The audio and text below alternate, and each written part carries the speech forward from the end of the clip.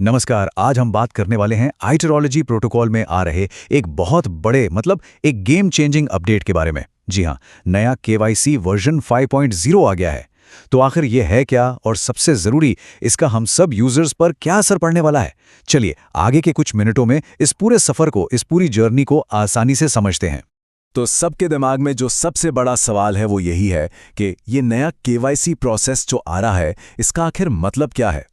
बिल्कुल नया सिस्टम है और इसका असर हर एक यूजर पर पड़ेगा।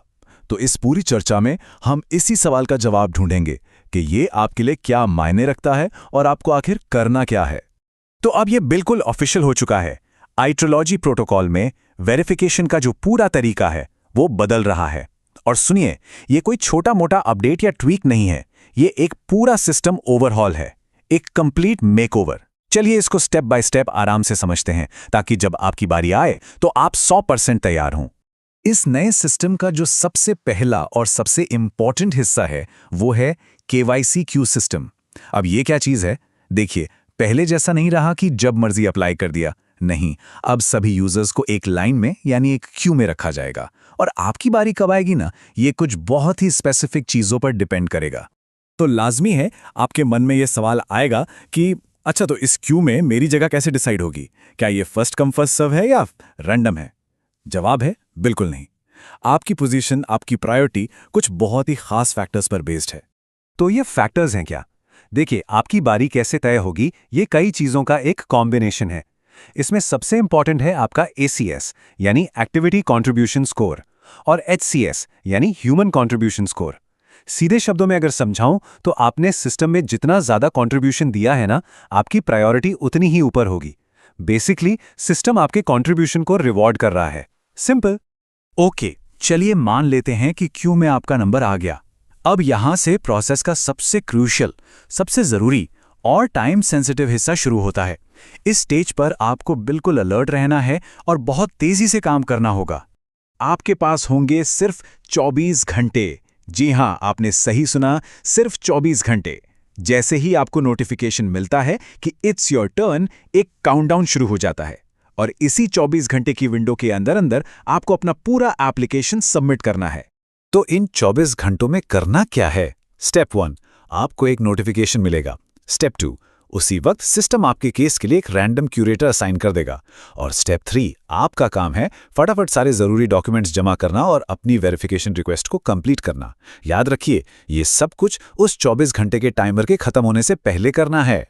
और यहां पर नतीजे बिल्कुल ब्लैक एंड व्हाइट हैं। दो ही पॉसिबिलिटीज हैं। अगर आप 24 घंटे के अंदर सबमिट कर देते हैं तो बहुत बढ़िया, आपकी एप्लीकेशन रिव्यू के लिए आगे बढ़ जाती है।